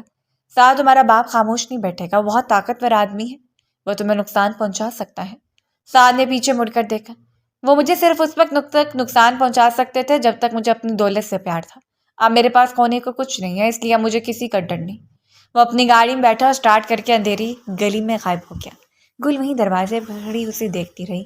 اس کے ہاتھ میں موجود وہ فائل صرف کاغذات کا پلندہ نہیں تھی بلکہ ایک نئی زندگی کی شروعات کا پروانہ تھی۔ اس نے آسمان کی طرف دیکھا جہاں ستارے پہلے سے زیادہ روشن نظر آ رہے تھے۔ اسے احساس ہوا کہ نفرت کی زنجیریں ٹوٹنا شروع ہو گئی ہیں مگر محبت کی منزل ابھی بہت دور تھی۔ ادھر ملک ہاؤس میں ملک حیدر اپنے اسٹڈی روم میں اکیلے بیٹھے تھے۔ ان کے سامنے مشروب کی بوتل کھلی تھی اور وہ فون پر کسی سے غصے میں بات کر رہے تھے۔ مجھے نہیں پرواہ کہ وہ میرا بیٹا ہے، اگر اس نے وہ کاغذات کسی کو دکھائے تو اسے ختم کر دو۔ ملک حیدر کی سلطنت کسی لڑکے کے جذباتی حماقت کی وجہ سے نہیں گرے گی، انہوں نے بے رحمی سے کہا۔ تمام ثبوتوں اور گواہوں کی روشنی میں، خاص طور پر ملک سعد کی گواہی کی روشنی میں، عدالت اس نتیجے پر پہنچی ہے کہ ملک حیدر نے دھوکہ دہی اور جعلسازی سے اپنے بھائی کی جائیداد پر قبضہ کیا۔ عدالت ملک حیدر کو 10 سال قید کی سزا سناتی ہے اور حکم دیتی ہے کہ تمام جائیداد کمپنی اور اثاثے ان کے اصل وارثوں یعنی گل اور زینب بیگم کے نام فوری طور پر منتقل کیا جائے۔ جج کے تھوڑے کی ضرب کے ساتھ ہی پچھلے 8 مہینوں سے چلنے والے اس طویل اور اذیت ناک قانونی جنگ کا فیصلہ ہو گیا۔ کٹہرے میں کھڑے ملک حیدر کا غرور خاک میں مل چکا تھا، ان کے ہاتھوں میں ہتھکڑیاں پہنائی جا رہی تھیں۔ فہد نے بے ساختہ گل کی طرف دیکھا اور مسکرایا۔ گل، ہم جیت گئے، سچ کی جیت ہوئی۔ گل کی آنکھوں سے آنسو چھلک پڑے۔ اسے اپنی ماں زینب بیگم کو گلے لگا لیا۔ امی ابا کا حق مل گیا، ان کی روح کو آج سکون مل گیا ہوگا۔ اس تمام ہنگامے اور خوشی کے درمیان گل کی نظر عدالت کے اس کونے کی طرف اٹھی جہاں سعد خاموشی سے کھڑا تھا۔ ان 8 مہینوں میں سعد بالکل بدل چکا تھا۔ اس کا وہ متکبرانہ انداز، وہ مہنگے 3 پیس سوٹ اور وہ رونق سب غائب ہو چکی تھی۔ آج وہ ایک عام سی جیند اور سادہ سی شرٹ میں ملبوس تھا۔ چہرے پر تکن تھی لیکن آنکھوں میں ایک عجیب سا سکون تھا۔ پولیس اہلکار ملک حیدر کو باہر لے جا رہے تھے کہ سعد کے پاس رکے۔ ملک حیدر نے زہریلی نظروں سے اپنے بیٹے کو دیکھا۔ تم نے اپنے باپ کو برباد کر دیا تھا، اپنے خون سے غداری کی، ایک معمولی لڑکی کے لیے تم نے ملک خاندان کا نام مٹی میں ملا دیا۔ حیدر کی آواز میں اب بھی وہی تکبر تھا۔ سعد نے بہت تعامل سے اپنے باپ کی آنکھوں میں دیکھا۔ میں نے ملک خاندان کا نام مٹی میں نہیں ملایا ڈیڈ، میں نے اس پہ لگی ہوئی چوری کی کالک کو صاف کیا۔ میں نے آپ سے غداری نہیں کی بلکہ اپنی ضمیر کی آواز پر لبیک کہا ہے۔ جو بویا تھا وہی کاٹنا پڑتا ہے۔ آپ کو اپنے غرور لیے ڈوبا اور مجھے میرا پچھتاوا بچا لے گیا۔ حیدر نے دانت پیسے اور پولیس کے ساتھ آگے بڑھ گیا۔ سعد نے گہری سانس لی اور باہر جانے کے لیے مڑا۔ اس نے گل کی طرف نہیں دیکھا، جانتا تھا کہ اس کا کام مکمل ہو گیا ہے، اس نے اپنا وعدہ پورا کر دیا تھا۔ سعد، گل کی آواز پر سعد کے قدم رک گئے۔ وہ مڑا تو گل اس کے بالکل سامنے کھڑی تھی۔ تم کہاں جا رہے ہو؟ گل نے پوچھا۔ اس کے لہجے میں اب وہ پرانی تلخی نہیں تھی۔ سعد نے ایک مدھم سی مسکراہٹ کے ساتھ جواب دیا، اپنے راستے، میرا جو کام تھا وہ ختم ہو گیا۔ یہ فائل میرے وکیل کے پاس ہے، اس میں حویلی اور کمپنی کے فائنل ٹرانسفر پیپرز میں ہیں، یہ اب تمہارے ہیں۔ اس نے خاکی رنگ کا لفافہ گل کی طرف بڑھا دیا۔ اور تم اب کیا کرو گے؟ میں نے سنا ہے تم پچھلے 6 ماہ سے ایک چھوٹی سی فرم میں اکاؤنٹنٹ کی جاب کر رہے ہو۔ وہ ساتھ جس نے زندگی میں کبھی پانی کا گلاس خود اٹھا کر نہیں پیا، وہ بسوں میں دھکے کھا رہا ہے۔ گل کی آنکھوں میں دکھ تھا۔ سعد نے لفافہ گل کے ہاتھ میں تھمایا۔ ان بسوں کے دھکوں میں جو سکون ہے گل، وہ لمبی اور بلٹ پروف گاڑیوں میں کبھی نہیں تھا۔ میں نے وہ سب کچھ چھوڑ دیا جس پر کسی غریب کی آہ لگی تھی۔ تم فکر مت کرو، میں خوش ہوں۔ چچی جان کا خیال رکھنا، خدا حافظ۔ وہ مڑا اور تیز قدموں سے عدالت کی راداری سے باہر نکل گیا۔ گل اسے جاتے ہوئے دیکھتی رہی۔ اس کے دل میں ایک عجیب سی ہلچل تھی۔ جس شخص سے اس نے اتنی نفرت کی تھی، آج اسی شخص نے اس کا سب کچھ اسے واپس دلا کر خود کو خالی ہاتھ کر لیا تھا۔ 1 ماہ بعد گل اور زینب بیگم اپنی آبائی حویلی میں شفٹ ہو چکی تھیں۔ سب کچھ ویسا ہی تھا جیسا برسوں پہلے تھا۔ زینب بیگم کی صحت اب بہتر تھی اور گل نے کمپنی کا چارج سنبھال لیا تھا، جس میں فہد اس کی پوری مدد کر رہا تھا۔ مگر سب کے باوجود گل کو اس بڑی سی حویلی میں کمی سی محسوس ہوتی تھی۔ اسے بار بار سعد کا تھکا ہوا مگر پرسکون چہرہ یاد آتا تھا۔ ایک شام گل حویلی کے وسیع و عریض باغ میں اکیلی بیٹھی تھی۔ موسم خوشگوار تھا اور ہلکی ہلکی ہوا چل رہی تھی۔ اسی دوران فہد وہاں آ گیا۔ گل، یہ کچھ کاغذات ہیں جن پر تمہارے دستخط چاہیے، اور ہاں، کل سعد کا استعفیٰ آیا تھا، فہد نے ہچکچاتے ہوئے کہا۔ گل نے چونک کر سر اٹھایا۔ استعفیٰ؟ کہاں سے؟ اسی چھوٹی سی فرم سے جہاں وہ کام کر رہا تھا۔ میں نے پتہ کروایا، وہ شاید یہ شہر چھوڑ کر جا رہا ہے۔ گل، میں جانتا ہوں کہ اس کے باپ نے ہمارے ساتھ بہت برا کیا، مگر سعد نے اپنا کفارہ ادا کر دیا ہے۔ اس شخص نے تمہارے لیے اپنوں سے دشمنی مول لی، عدالتوں کے چکر کاٹے، اپنے باپ کے گنڈوں کی دھمکیاں اور مار تک سہی۔ اس نے اپنا سب کچھ گنوا دیا۔ کیا تم اب بھی اسے معاف نہیں کر پائی؟ فہد نے سنجیدگی سے پوچھا۔ گل کی آنکھوں میں آنسو آ گئے۔ میں نے اسے بہت پہلے معاف کر دیا تھا فہد بھائی، لیکن اس نے تو مجھ سے رابطہ ہی ختم کر دیا۔ وہ تو مجھے مبارکباد دینے بھی نہیں آیا۔ وہ نہیں آئے گا گل۔ اس کا ضمیر اسے اس گھر کی دہلیز پار کرنے کی اجازت نہیں دیتا جس پر کبھی اس کے باپ نے غازوانہ قبضہ کیا تھا۔ اگر تم چاہتی ہو کہ وہ رکے تو تمہیں خود اسے روکنا ہوگا۔ فہد مسکرایا اور کاغذات وہیں چھوڑ کر چلا گیا۔ گل نے فیصلہ کر لیا۔ وہ فوراً اٹھی اور اس نے ڈرائیور کو گاڑی نکالنے کا حکم دیا۔ آدھے گھنٹے بعد سعد کے کرائے کے فلیٹ کے باہر سعد اپنے چھوٹے سے اپارٹمنٹ کے باہر کھڑا اپنا سامان ایک ٹیکسی میں رکھوا رہا تھا۔ اس نے پرانی سی شرٹ پہن رکھی تھی اور اس کے چہرے پر ایک اداسی چھائی تھی۔ وہ ٹیکسی کا دروازہ کھولنے والا تھا کہ ایک سیاہ چمکتی ہوئی گاڑی اس کے بالکل سامنے آ کر رکی۔ گاڑی کا دروازہ کھلا اور گل باہر نکلی۔ سعد اسے دیکھ کر حیران رہ گیا۔ گل، تم یہاں اس وقت؟ سب خیریت تو ہے؟ چچی جان ٹھیک ہے؟ گل اس کے قریب آئی۔ اس کی نظر ٹیکسی پر رکھے سامان پر تھی۔ کہاں جا رہے ہو سعد؟ اور کس سے پوچھ کر جا رہے ہو؟ سعد نے نظریں چرا لی۔ کسی سے پوچھنے کی ضرورت تو نہیں رہی گل۔ شہر کے شور سے تھک گیا ہوں، سوچا کسی دور دراز علاقے میں جا کر کوئی چھوٹی موٹی جاب کر لوں۔ یہاں ویسے بھی اب میرا کیا رکھا ہے؟ کیا واقعی یہاں تمہارا کچھ نہیں رکھا؟ گل نے اس کی آنکھوں میں راہ راست دیکھتے ہوئے پوچھا۔ یا تم مجھ سے بھاگ رہے ہو؟ سعد نے ایک لمبی آہ بھری۔ میں تم سے نہیں، اپنے ماضی سے بھاگ رہا ہوں گل۔ تم جب بھی مجھے دیکھتی ہو تو مجھے میرا باپ یاد آتا ہو، تمہاری بربادی یاد آتی ہے۔ میں نے تمہیں تمہارا حق دلایا، مگر میں تمہارے دل سے وہ زخم کیسے مٹاؤں جو میرے خاندان نے تھی؟ میں تمہاری خوشیوں کے درمیان ایک سیاہ دھبے کی طرح نہیں رہنا چاہتا۔ کون سے سیاہ دھبے کی بات کر رہے ہو تم؟ گل کی آواز بھرا گئی۔ میرے سامنے وہ شخص کھڑا ہے جس نے میرے لیے پوری دنیا کو ٹھکرا دیا، جس نے میری عزت اور حق کے لیے اپنی زندگی داؤ پر لگا دی۔ سعد، کیا تمہیں لگتا ہے کہ تم نے ہوٹل کا بند دروازہ کھول کر مجھے صرف اس کمرے سے نکالا تھا؟ نہیں سعد، تم نے مجھے نفرتوں کے اس اندھیرے سے بھی نکال دیا ہے جس میں برسوں سے قید تھی۔ سعد حیرت سے گل کو دیکھتا رہ گیا۔ گل، کیا تم یہ کہہ رہی ہو کہ تم مجھ سے اب نفرت نہیں کرتی؟ نفرت تو بہت دور کی بات ہے ملک سعد۔ گل نے ہلکی سی مسکراہٹ کے ساتھ کہا، جس میں آنسوں کی نمی تھی۔ جس شخص نے میری خاطر خود کو خاک میں ملا دیا، اسے نفرت کرنا میرے بس میں نہیں۔ سعد کی دل کی دھڑکن تیز ہو گئی۔ اس نے کبھی خواب میں بھی نہیں سوچا تھا کہ گل اس سے یہ الفاظ کہیں گے۔ وہ ٹیکسی والے کو اشارہ کر کے اپنا بیگ واپس لانے کا کہتا ہے۔ ٹیکسی والے سامان اتار کر چلا جاتا ہے۔ سڑک کے کنارے اس مدھم سی روشنی میں سعد گل کے بالکل قریب آ کر کھڑا ہو جاتا ہے۔ گل، ایک وقت تھا جب میں شہر کا سب سے امیر اور مغرور لڑکا تھا۔ اس وقت میرے پاس تمہیں دینے کے لیے 5 اسٹار ہوٹل کے سوٹ، ہیرے کی انگوٹھیاں اور لمبی گاڑیاں تھیں، لیکن اس وقت میرا دل کالا تھا۔ سعد کی آواز جذبات سے کانپ رہی تھی۔ اس نے جیسے ایک چھوٹی سی بہت سی عام سی چاندی کی انگوٹھی نکالی۔ آج میرے پاس تمہیں دینے کے لیے کوئی بنگلہ یا گاڑی نہیں ہے، میرے پاس صرف ایک چھوٹی سی نوکری ہے، یہ کرائے کا ٹوٹا پھوٹا مکان ہے اور ایک ایسا دل ہے جو صرف تمہارے لیے دھڑکتا ہے۔ سعد نے وہ انگوٹھی گل کے سامنے کی۔ اس دن اس ہوٹل کے کمرے میں میں نے نشے اور غرور میں تم پر حق جتانے کی کوشش کی تھی۔ آج مکمل ہوش و حواس میں ایک عام انسان کی حیثیت سے تم سے پوچھتا ہوں، کیا تم اس عام سے سعد کو قبول کرو گی جو ملک حیدر کا مغرور بیٹا نہیں، صرف تمہارا سعد ہے؟ کیا تم میری شریک حیات بننا پسند کرو گی؟ گل کی آنکھوں سے آنسو بہہ نکلے مگر یہ خوشی کے آنسو تھے۔ اس نے دیوار نفرت کو مکمل طور پر گرتے ہوئے محسوس کیا۔ اس نے اپنا ہاتھ آگے بڑھا دیا۔ وہ ملک سعد جو امیر و مغرور تھا وہ مجھے کبھی پسند نہیں تھا، لیکن یہ سعد جو میرے سامنے کھڑا ہے، جس نے سچ کی خاطر سب کچھ لٹا دیا، اس پر میں اپنی جان بھی لٹا سکتی ہوں۔ سعد کی آنکھوں میں بھی نمی تیر کی۔ اس نے لرزتے ہاتھوں سے چاندی کی سادہ سی انگوٹھی گل کے انگلی میں پہنا دی۔ اسے ایک لمحے میں جیسے برسوں کا پچھتاوا اور زخم دھل گئے تھے۔ تم جانتی ہو گل، سعد نے مسکراتے ہوئے کہا، تمہیں انگوٹھی پہناتے مجھے احساس ہو رہا ہے کہ میں نے اصل میں آج سب کچھ پا لیا ہے۔ گل مسکرائی۔ تو پھر اپنا سامان اٹھاؤ، حویلی میں تمہاری چچی تمہارا انتظار کر رہی ہیں۔ انہوں نے کہا ہے کہ اگر میں تمہیں واپس نہ لائی تو مجھ سے ناراض ہو جائیں گی۔ سعد نے بے ساختہ ہنس دیا۔ اس نے اپنا بیگ اٹھایا اور گل کے ساتھ چمکتی گاڑی کی طرف بڑھا۔ آسمان پر چاند پوری آب و تاب سے چمک رہا تھا۔ محبت نے آخر کار نفرت اور پچھتاوے کو شکست دے دی تھی۔ اب ان کی زندگی میں کوئی اندھیرا نہیں تھا، بلکہ ایک نئی صبح ان کا انتظار کر رہی تھی، جہاں صرف محبت، سچائی اور سکون تھا۔